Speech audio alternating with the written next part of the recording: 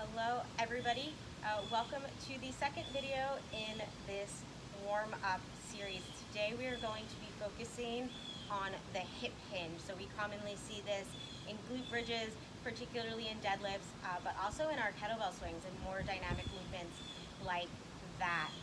So being at home, it may be really hard to get that feedback on keeping our spine straight and protecting our lower back. So these two warm-up exercises are designed to help you with that. So before we get into them, I just want to show a couple of positions that people sometimes find so that when I refer back to them and how to avoid them, you'll know what I'm talking about.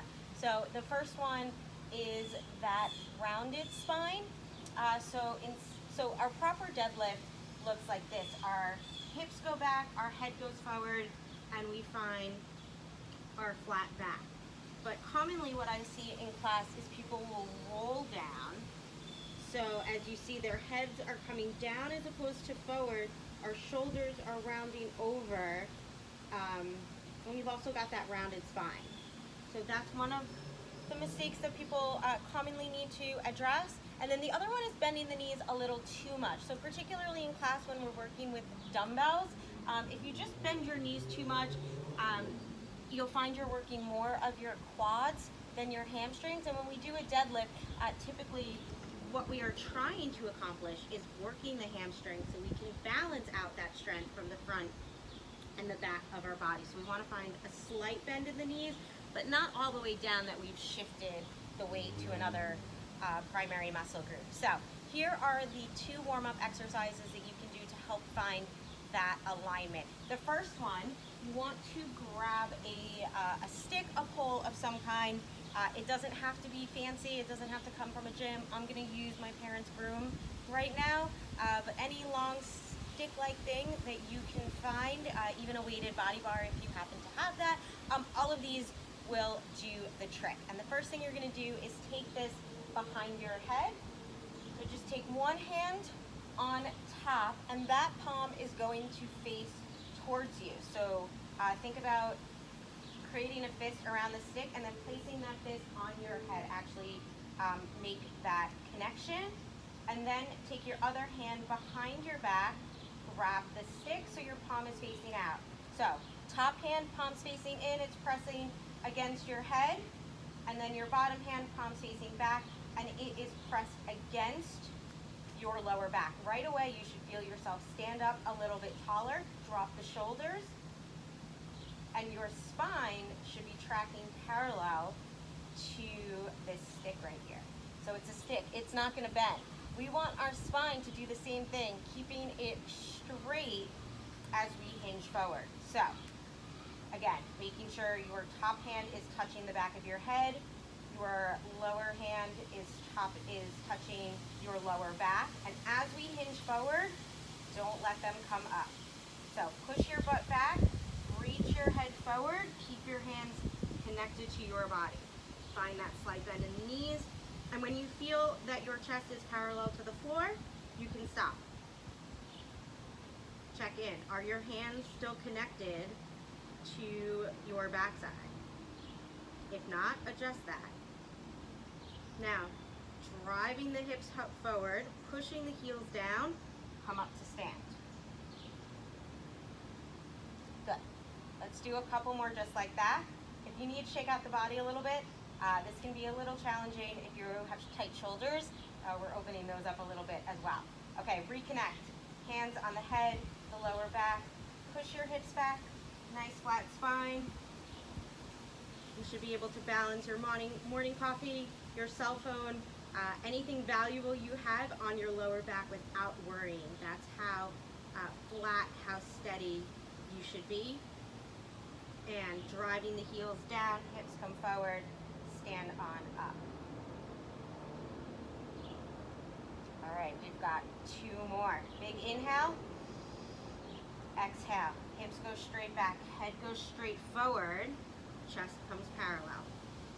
This time, tuck your chin slightly towards your chest and elongate the back of the neck. This makes sure your neck is also in alignment with the rest of your spine and you're not straining any of those muscles. Good. Exhale, come up to stand. One more. Big inhale. Exhale. Hinge forward. Stay connected with that pole.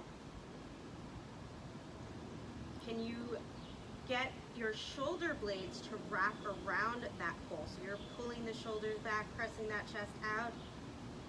And exhale. Stand on up. Release. Take that pole down to the side. Give your body a nice shake. So before I show you the second warm-up position, I also just want to talk about that pelvic alignment. I talked about it in the last video, but when we come to stand, it can feel a little different, a little harder to replicate.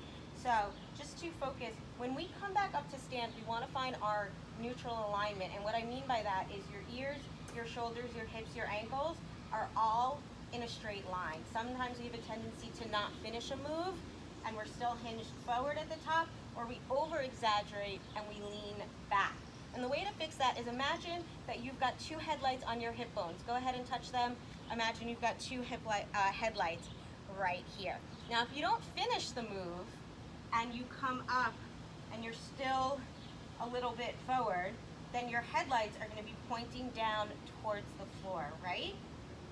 Conversely, if you hyperextend, you're shooting those hips to the ceiling and you've kind of made yourself beams to the sky as opposed to headlights on the road in front of you. So when we find that neutral alignment, not only are our ears, shoulders, hips, and ankles in a straight line, but our headlights are pointing directly in front of us, helping us to move forward. So that's what we want to find at the top of the position.